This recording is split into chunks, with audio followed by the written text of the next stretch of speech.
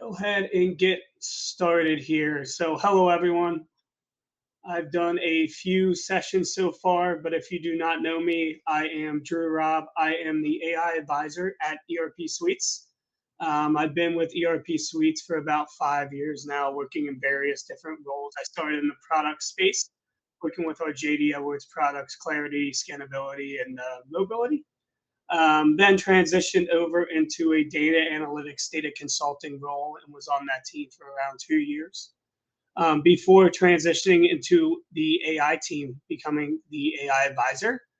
Along this path, I have helped with developing some of our POCs, a lot of our digital assistants, embedded AI solutions that you will see this week if you've not have already seen or heard about. But my main role is actually, educating customers about AI and really what we peg as our AI journey. And the biggest thing, we really talk to customers about is how to get integrated with AI, but also really just ask questions about, what are the biggest risk and how can we help them through those risk and remedies so we can provide a good AI solution that can provide efficiency and maximize ROI in their business. But there's obviously a lot of questions that always come up. So I do love giving this presentation. I've given it to a few times at user groups, um, and a few things here and there. But this is probably the biggest thing that comes up with implementing AI, especially if you're just getting started on your own AI journey, and just getting involved with the technologies, the various tools, and really, yeah, just getting started. So yeah, just excited to give this presentation today. So it's a little bit about myself. Again, I've been in this role for about a year and a half, 2 years now, and I'm really looking forward to what AI has to bring us and hopefully mitigate some of your concerns today is my biggest thing. So with that, I'll go ahead and get started with the agenda. So just real quick agenda. Not sure if this is going to take the whole 30 minutes, and that's okay. I don't want to expand it out. I just want to give you all the necessary information you need to move forward and hopefully alleviate some concerns as well. So first, we'll start off with AI risk. Just go through. We have about 8 of those that we think are come up a lot, especially with questions from customers, various user groups. Then we'll go through the list of AI remedies or mitigation plans, what we like to call them. So kind of go through each one and how you kind of handle each one. What you're going to see a lot when going through the remedies is there's a lot of various patterns that show up in different ways to kind of handle these sort of risk. So what we're going to do at the end there, and that's point 3, is really talk about 5 main points to really prepare your business for AI and really get you guys started with that journey. We do have a security track. You've probably seen some of those sessions throughout this week that will go more in depth, especially in the security pieces that I'll cover very high level today. But just know that this is just the getting started. This is getting you guys going in understanding these at a very high level. But we want to leave you with something too, and where to kind of get started as well. So with that, I'll move forward here. So really just the AI risks. So we're going to go through these, and the first one's really hallucinations. So you've probably seen this before, and I have an example on the next slide here. It's just really inaccurate or misleading data or results you can get from an artificial intelligence model. One that provides a lot of errors, biased training data can cause this.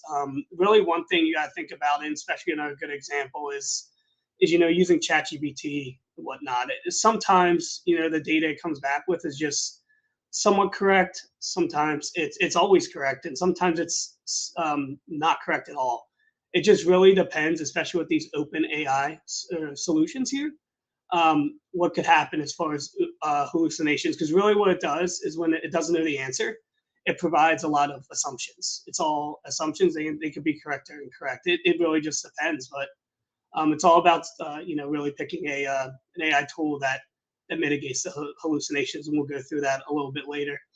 The second one that comes up a ton is specifically job loss due to automation, and this is a lot of the business analyst roles, the ones who are doing the day-to-day work every single day. There's a fact out there that 3 million jobs will be lost in the next 5 years or so And a lot of those ones you can think about it are like bank teller jobs, entry clerk, people who are doing a lot of manual data entry.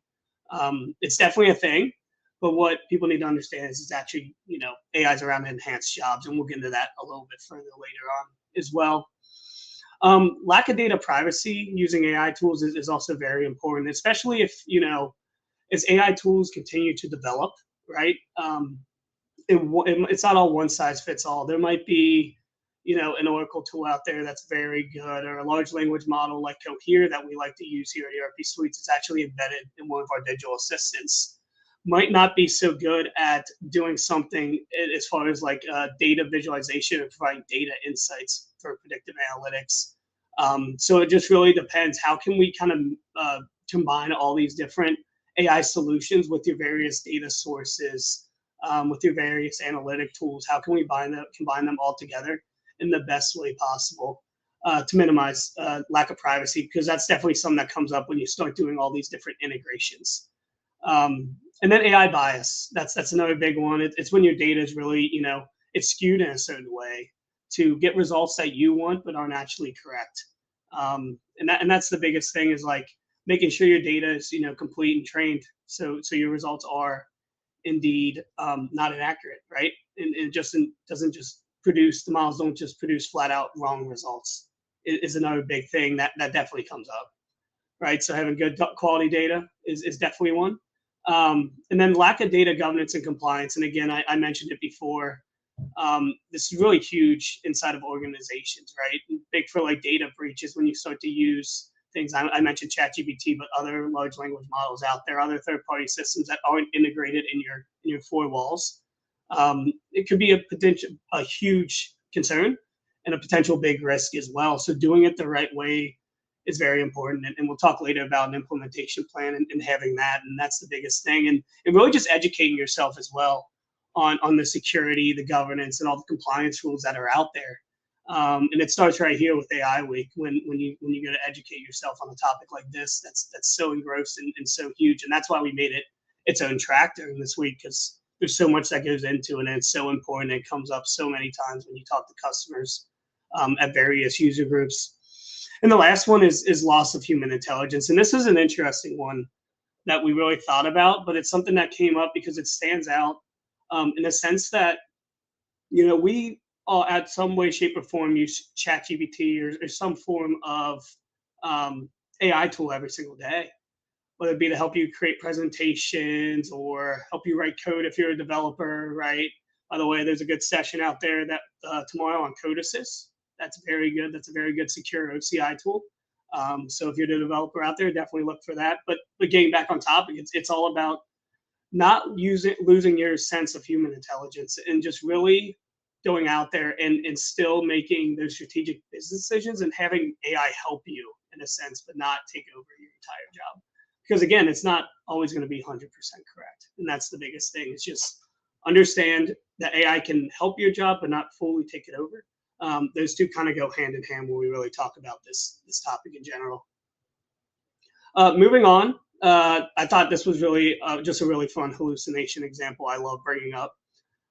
So that top part, if you can't read it, it's what is the world record for crossing the English Channel entirely on foot?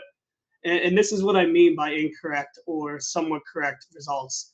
It goes into talking about how a man goes, Christoph, and I'm going to butcher your name, Wanderisk of Germany, crosses the English Channel in 4 hours and 15 minutes. And then it says on foot. The English Channel is obviously a body of water. So there you can see right there, just from this one example, how, ChatGPT out there, but there's other ones out there, right? It's all about the quality of data when you train it to get back really good results. So that's the biggest thing here. It's just one quick funny example that I thought I'd show.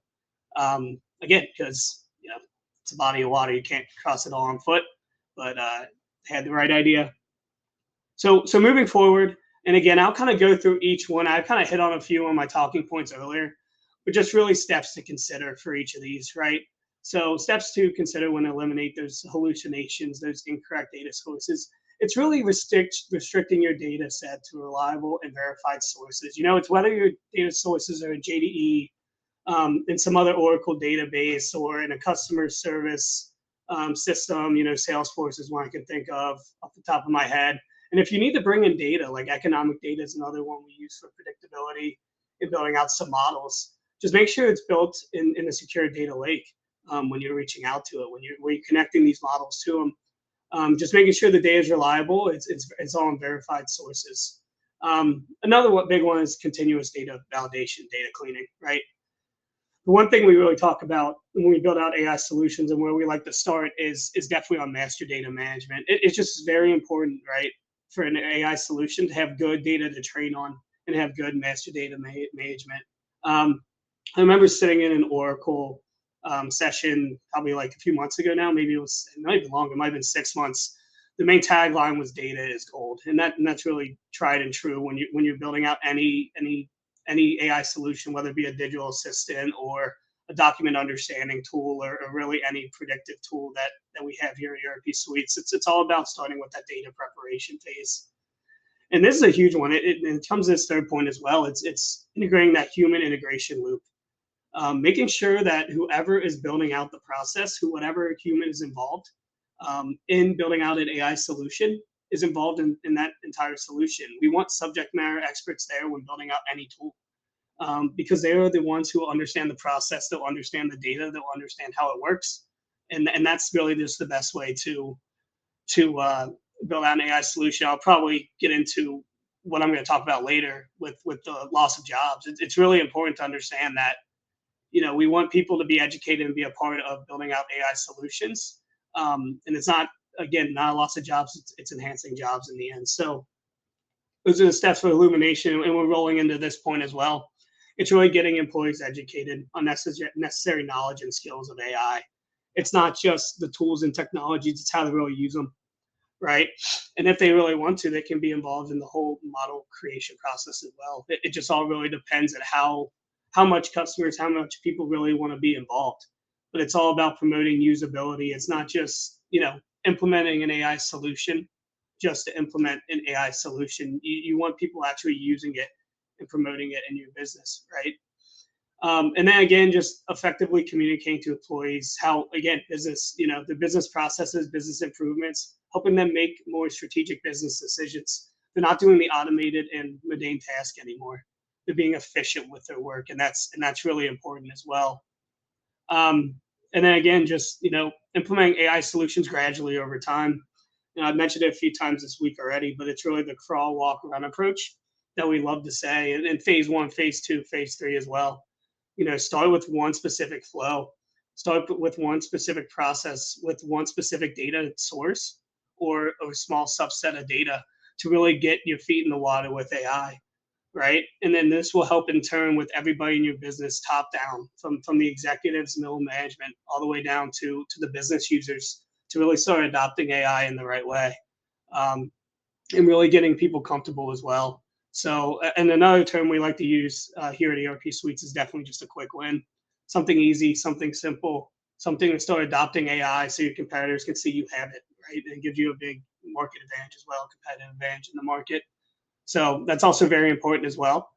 But just continuously coming back, just employing to employees, this will help you in the end.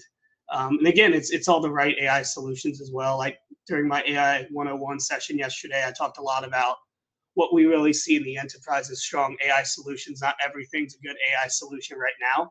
There's still a lot of development out there. So the important thing is really understanding what are the right solutions. How can we get the quick win? How can we get everybody on board? It's super important. With the next one, and I probably have a few of these points, but really lack of data privacy, especially with ERP Suites. And we work hand in hand with a lot of OCI services, and they have a good authentication between OCI and JD Edwards, where we house most of the data. And with that, it becomes good end-to-end data encryption. All OCI services are encrypted from at rest and at in transit. We can talk about data security as far as roles and environments inside of JD Edwards as well. For example, I'll give you one example. We have a financial digital assistant. We have a manufacturing digital assistant here at ERP Suites. Actually, I might even go a little bit further. Let's use this example. So What about, someone working in manufacturing, right? One person's in planning and one's in procurement or something. And we will have JD Edwards security strictly around certain people who can access certain process flows. It can go even deeper than that. It's not just manufacturing or finance. It goes into who has access to certain roles and responsibilities. What is their day-to-day lives? How do they operate that? Is really important as well. And I think that's actually at access control is definitely one of the sessions. It might already happen actually if it escapes me, but that's a really good session that we're also giving this week at AI Week. And again, and I kind of harped on this earlier, only collect data that is needed for the AI solution. Really start small. Don't just put all of your data in one basket, especially if you're moving it, right? A lot of the solutions are hybrid, right? Your data can be on-prem, and a lot of our services are in the cloud. But if you're moving the services to the cloud, or you're moving on-prem, or vice versa, just make sure to start with that little subset of data, because that will also help to mitigate data privacy in the end, as well.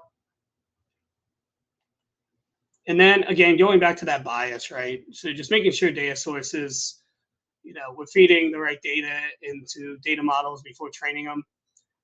That's also just very important, right? So for example, like we're working on which I actually have this afternoon, it's another session. If we're working on a document understanding sales order, and we're testing that, right? Let's say we send in 50 PDFs that look the exact same from like 5 different customers.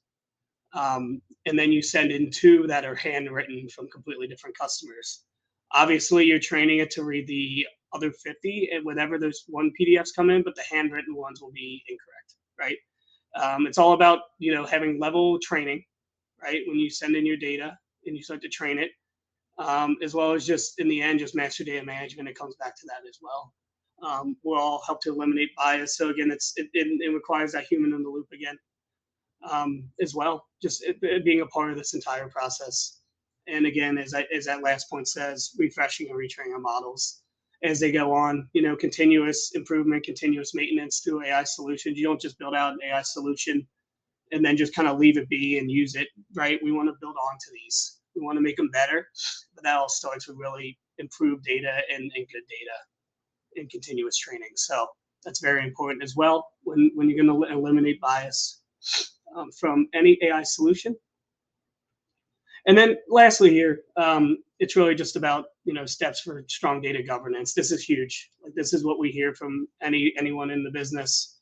Having a good code of ethics, right? Clear roles and responsibilities in your business. Who will be dealing with what AI solution? Really get involved. You have a security. I'm sure you have security plans out there, responsibilities, architecture, right? Being able to seamlessly integrate that with AI security is huge as well. And just having steps towards that, right? And just doing regulatory reports, data privacy is also involved in this, and role-based security is huge as well. And we talked about that a little earlier when we were talking about data privacy, but it's just internal reviews, right? Keeping a log of everything is important.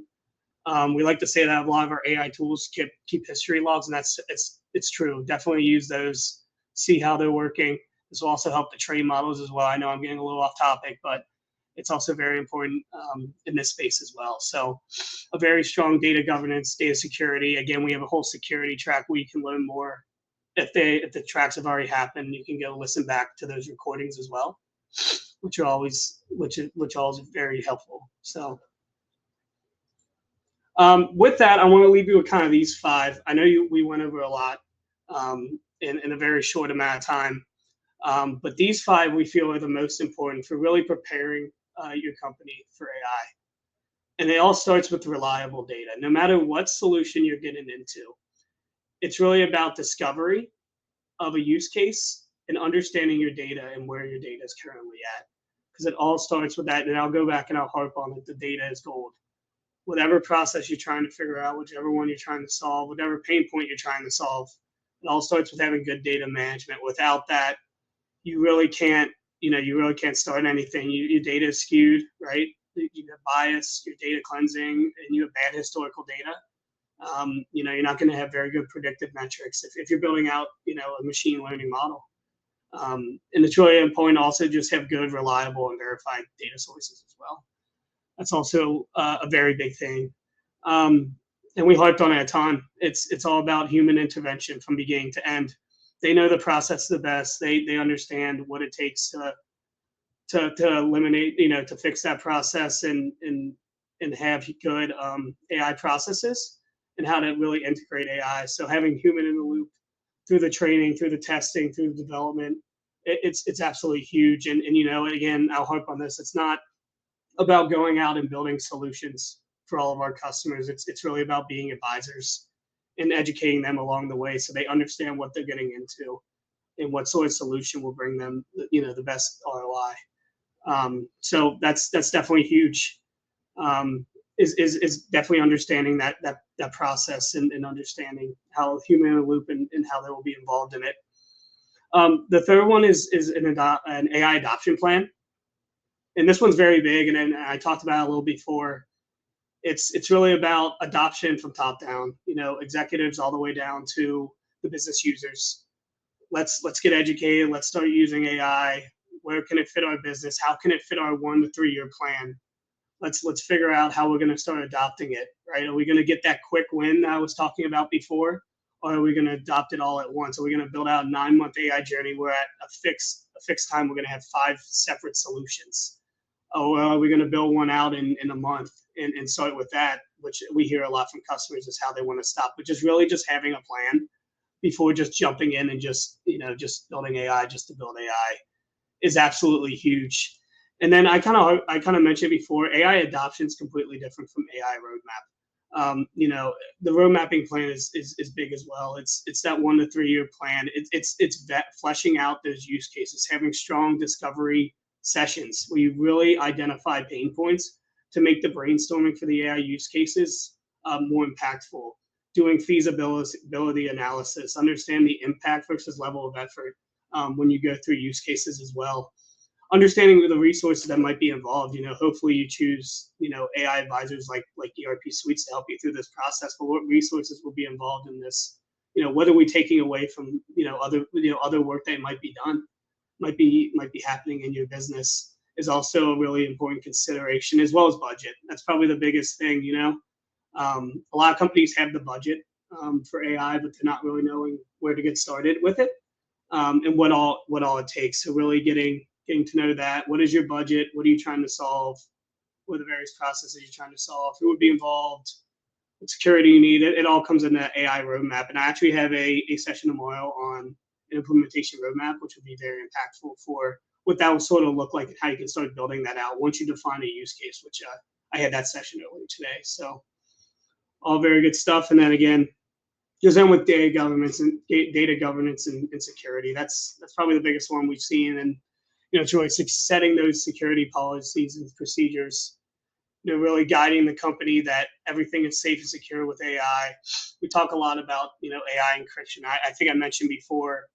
Our OCI services mixed with orchestration, that and encryption and OCI security mixed with JDL with security is very important as well.